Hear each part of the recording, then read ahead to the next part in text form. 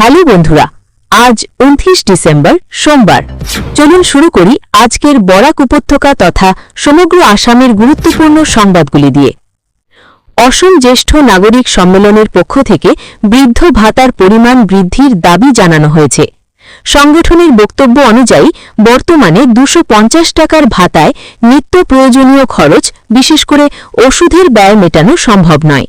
সেই জন্য তারা বৃদ্ধ ভাতার পরিমাণ 2000 টাকা করার দাবি তুলেছেন। অরুণোদয় প্রকল্পের তালিকা থেকে অনেক উপভোক্তার নাম বাদ পড়ার প্রধান কারণ হিসেবে একই রেশন কার্ড থেকে একাধিক আবেদন এবং নির্ধারিত সময়ের মধ্যে ই-কেওয়াইসি সম্পন্ন না করা উল্লেখ করা হয়েছে।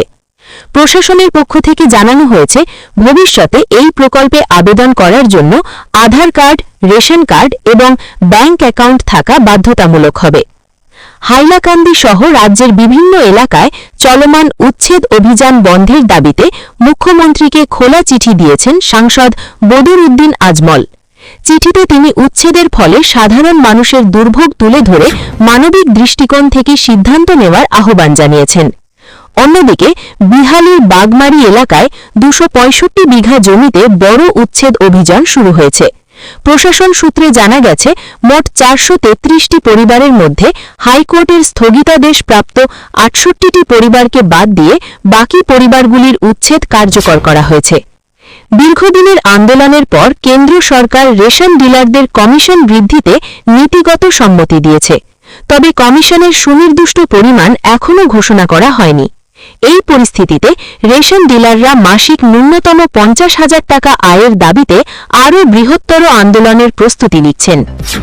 মিশন বসুন্ধরা প্রকল্পের আওতায় গুয়াহাটি মহানগরের 900টি পরিবারকে জমির পাট্টা দেওয়ার সিদ্ধান্ত নেওয়া হয়েছে। পাশাপাশি 4টি জেলায় সড়ক নির্মাণের জন্য 115 কোটি টাকা বরাদ্দ করা হয়েছে এবং সোনাপুরে তিরুপতি তিরুমালা মন্দির নির্মাণের জন্য 32 বিঘা জমি বরাদ্দের সিদ্ধান্ত নেওয়া হয়েছে।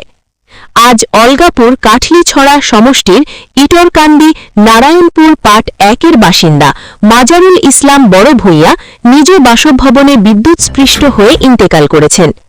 মর্মান্তিক এ ঘটনায় বিধায়ক হাজী নিজামুদ্দিন নিহতের পরিবারকে ব্যক্তিগত তহবিল থেকে আর্থিক সহায়তা প্রদান করেছেন।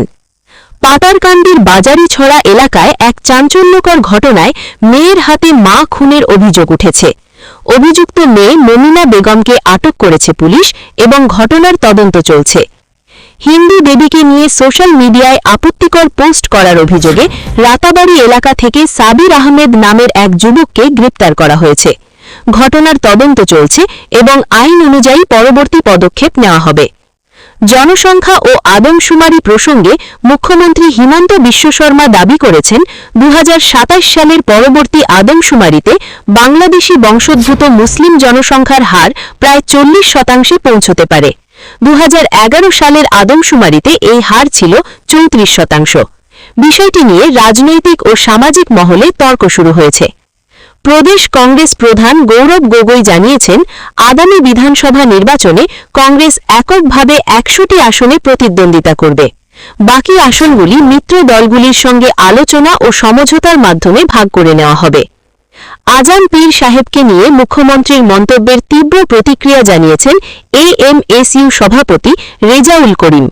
অভিযোগ করেছেন, মুখ্যমন্ত্রী উদ্দেশ্যপ্রণোদিতভাবে মুসলমানদের লক্ষ্য করে বক্তব্য দিচ্ছেন।